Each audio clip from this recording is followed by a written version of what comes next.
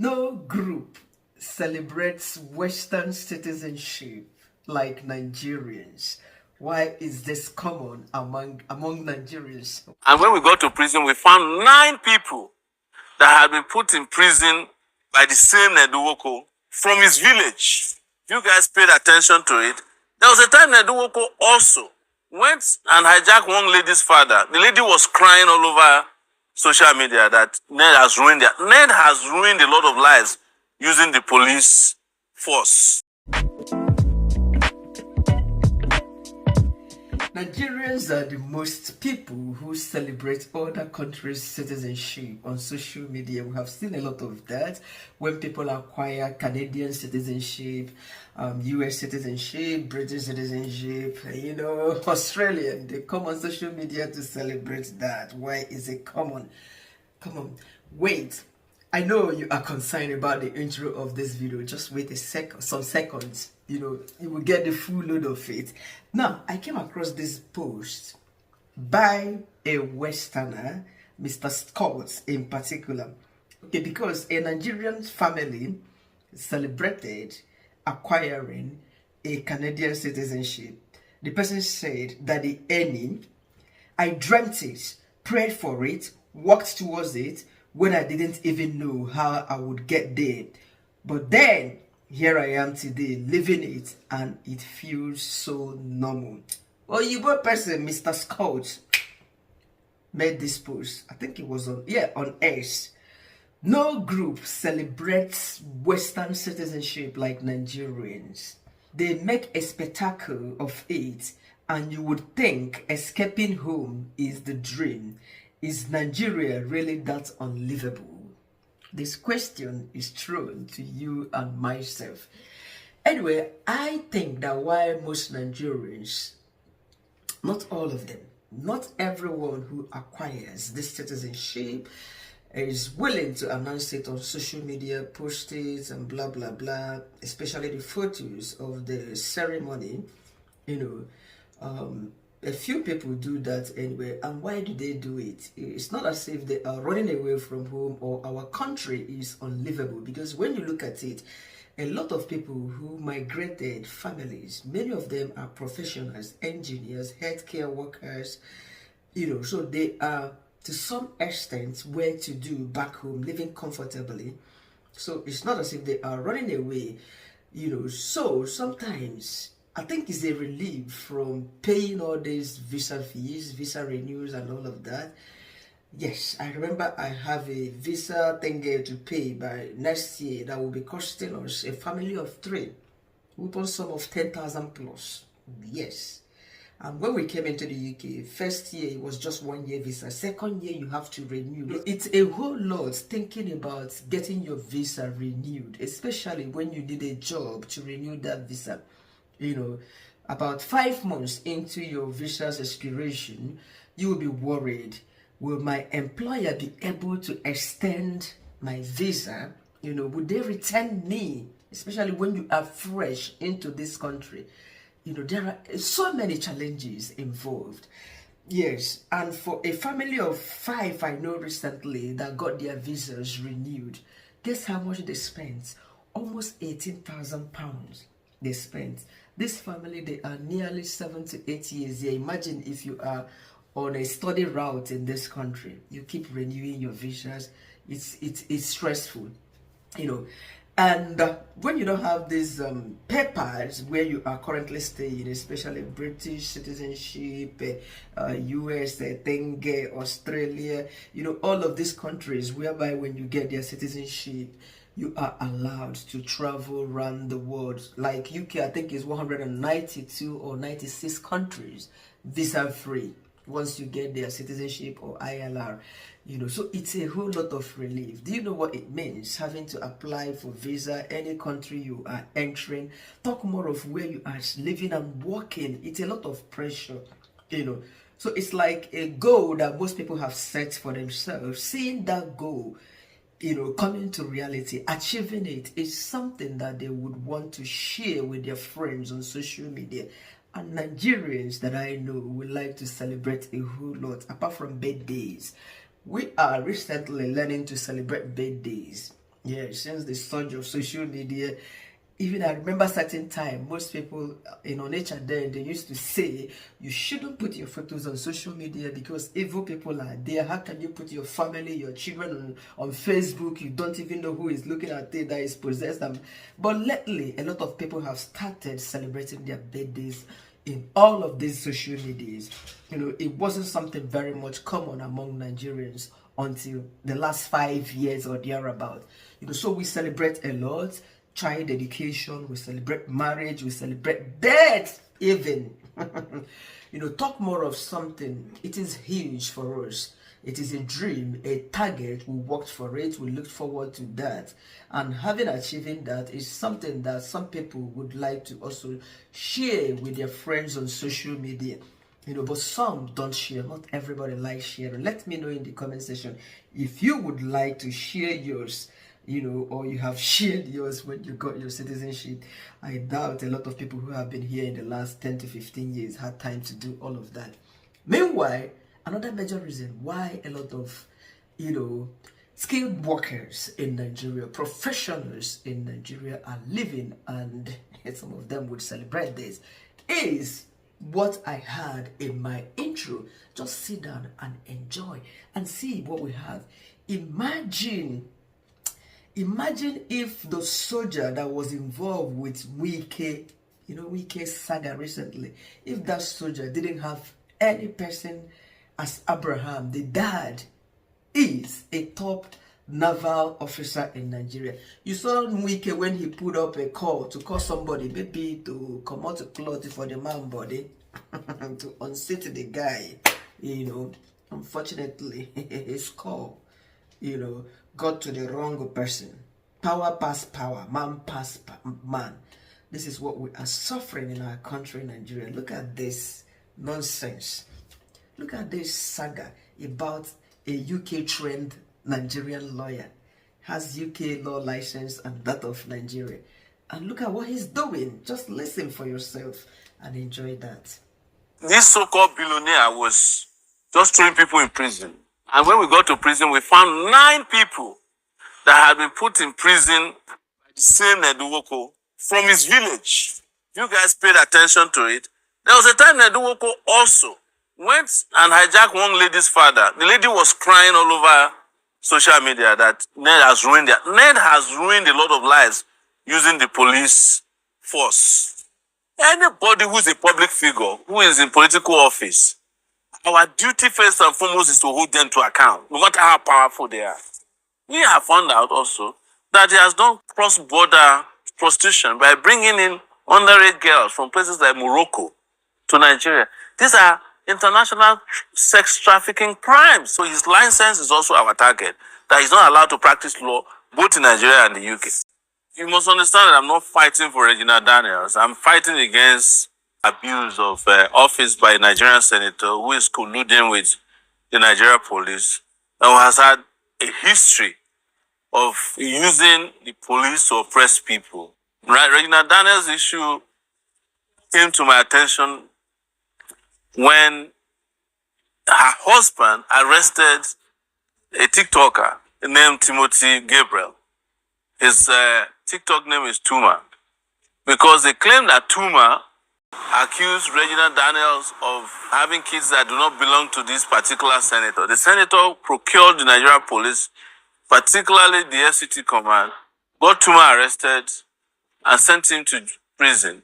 They eventually brought Tuma to court after we protested, and Tuma was granted bail but could not meet his bail condition for 4 months. When he came out, he had been battered so bad, he was forced to apologize to Regina Daniels' husband, Senator Ned Nwoko. His real name is Chinedu Nwoko, but he abbreviated it to Ned. So, when again, Senator Ned Nwoko got Regina Daniels' brother arrested, apparently for cybercrime and defamation of character as a claim, I was contacted, not by their family.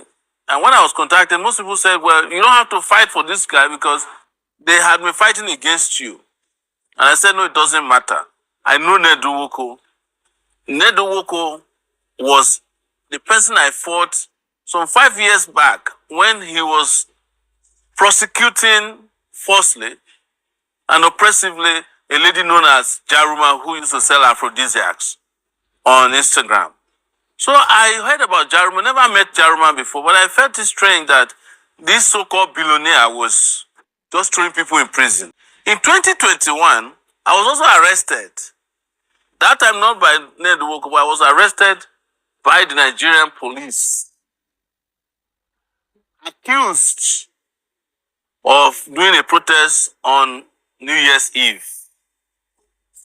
And when we got to prison, we found 9 people that had been put in prison by the same Ned Nwoko from his village, because they said when young people were fighting against him for stealing their land to set up what is now known as his sports university. We fought and helped these guys to get out.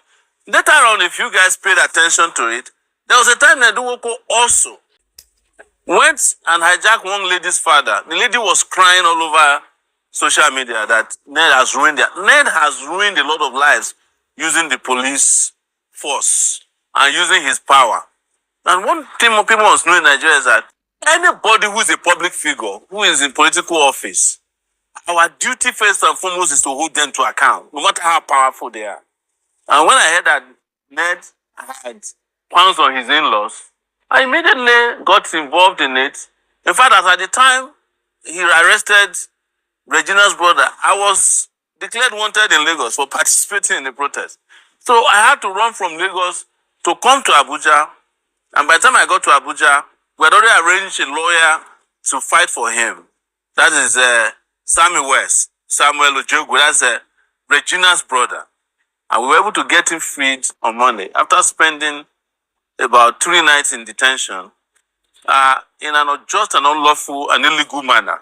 So after freeing him, I discovered that Ned had other plans in place to arrest Regina's mom.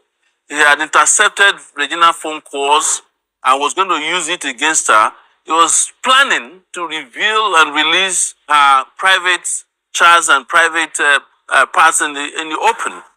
And as someone who is an advocate for respect for human rights and dignity, there's no way I can sit back, even when so many people will say, well, why would you care about a girl who was part of the oppressive system that you've been fighting against?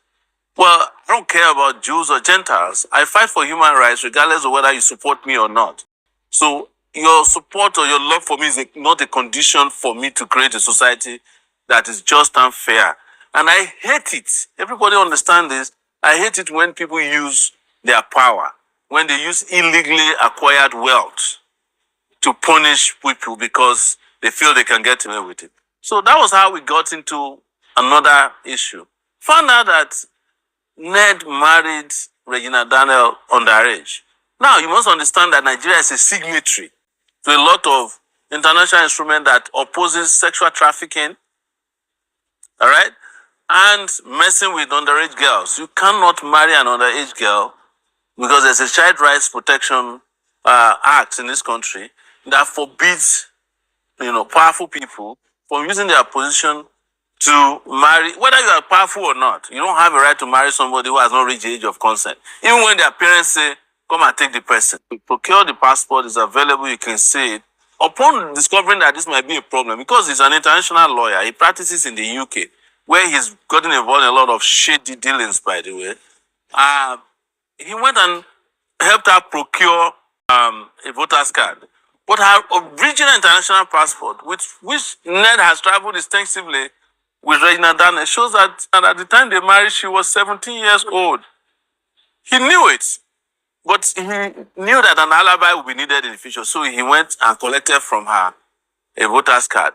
But even Regina Daniel's parents and the handlers have told me that she never knew about that voter's card. So there's something still shady about it. But when it comes to public identity cards that are acceptable, the international passport is probably number one, because that one goes through a lot of scrutiny before you can get it. So to go and bring an INEC voter's card or driver's license to say anybody can procure that. I've seen people who cannot see who have driver's license in Nigeria. So it's nothing new. But it is impunity that we are against. It is a fraud, you know. And I know that whenever this kind of things happen, oh, people will say, oh, you know, you don't need to get his wife and husband matter. Yes, it is wife and husband matter. But where there is no wife and there's no husband, then it becomes society's problem. And why I say there's no wife and there's no husband is that Ned also managed not to have formally married Regina because he knew that she was underage. That's why there's no court document that shows that they are married. If anyone exists, he probably also went and forged it. But on a larger corruption problem that is facing Nigeria, Ned is one of the most corrupt persons in this country. And you know, I'm also an anti-corruption fighter. He's the one who, in conjunction with Malami and the rest of them, claim that they are refunding local government money to Nigeria. And Ned gets millions and millions of dollars in what they claim is legal consultancy to the federal government to help retrieve money that already exists that belongs to local governments. And that's how he's able to get away with all these crimes. We have found out also that he has done cross-border prostitution by bringing in underage girls from places like Morocco to Nigeria. These are international sex trafficking crimes. And we are saying Ned should be suspended immediately from the Senate. He should be arrested by, I won't say Nigeria police, it should be a crack team because the police is in his pocket. And his trial should commence.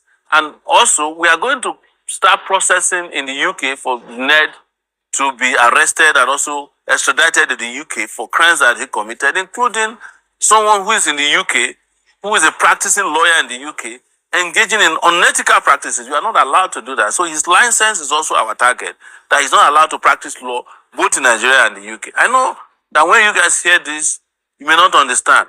It's a fight that we must take to sanitize our country so that criminals like Ned will not be a senator in this country. And until Nigeria gets to that point, Nigeria is not going to get better.